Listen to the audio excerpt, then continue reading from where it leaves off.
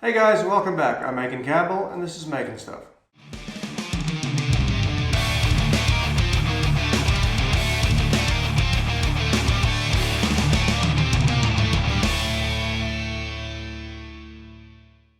So I'm pretty excited today because today I'm going to build my very first ramp. Now I have no business riding ramps, nor do I have any business building ramps, so this is all going to be pretty new to me. Last year during lockdown I did build something small which I thought was a ramp, but looking back now I have no idea what I was thinking. Whatever it was that I built there certainly serves no purpose, and I could definitely have used that material here. So the challenge I have today is that I want to make this out of materials that I have lying around. I don't want to have to buy any more materials to make this project. And as I did with the bunny hop bar in my last video, I'm going to build an extra set so that I have one that I can donate to my local trail system. Now I have a couple of random triangles of shutterboard lying around here which are offcuts from a giant Christmas tree that I made a couple of years ago, and this is pretty much the only and the best material that I can use for the sides of these ramps. So the size of the ramp is pretty much going to be limited to the size of the offcuts that I have here. Now it's not only the kicker ramp that I'm going to be building, I'm also going to be building a small lander, hopefully with a little bit of a case pad on the back, which can be moved further away as your skill and your confidence progresses.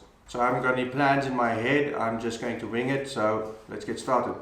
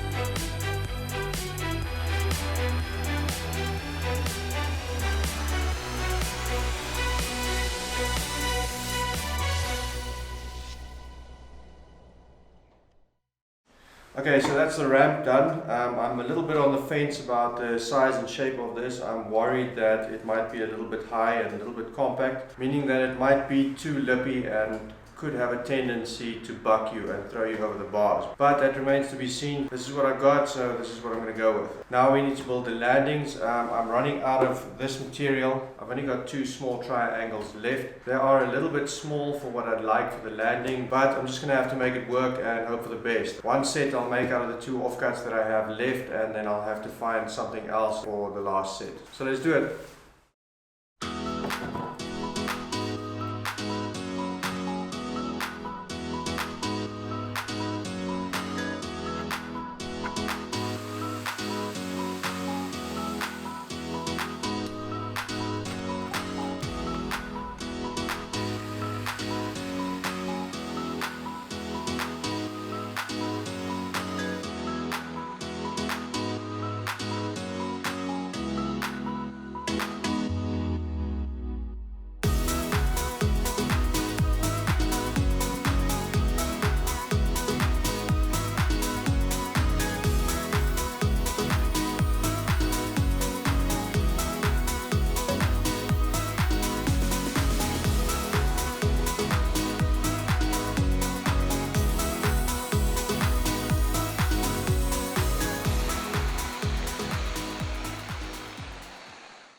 Okay, so I ran out of the wood that I used for the center braces on the ramps. I only had this one piece left. So I scoured my reserves and I managed to find a bunch of random pieces that are all cut to the same length. So hopefully this will be enough. So let's assemble.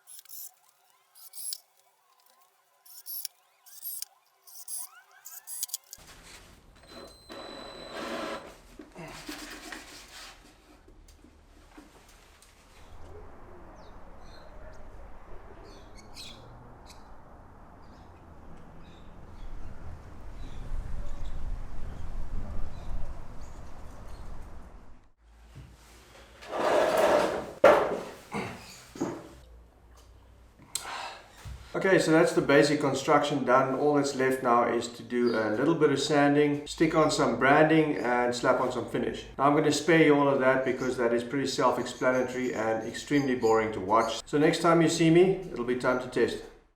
Okay, there we go guys, they're done, and I must say I'm really happy with how they turned out. If they ride half as good as what they look, I'm definitely in for a treat. As I mentioned before, there are some changes that I would have made in terms of dimensions if I had more materials at my disposal, but it is what it is, and I still think they turned out great. Now, I'm not going to lie, I am a little bit nervous about testing these. As I mentioned, I'm not well versed in the art of jumping on a mountain bike, so I'm probably going to start with a couple of progressions before I go into full jumping mode. I think I may try to just ride the landing in reverse and roll over it, see how that feels, then move up to maybe trying to jump the landing in reverse. After that, I may put the kicker and the landing together and see how it feels to just kind of roll over everything, and then I'll slowly start working myself up and see how much air I can get and how far away I can move that landing. So wish me luck, here goes.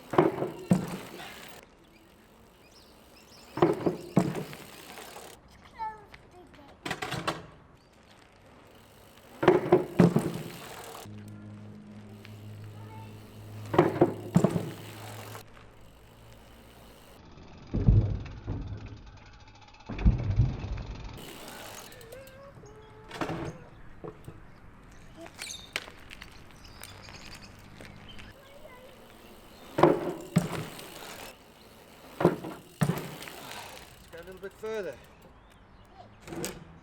Right.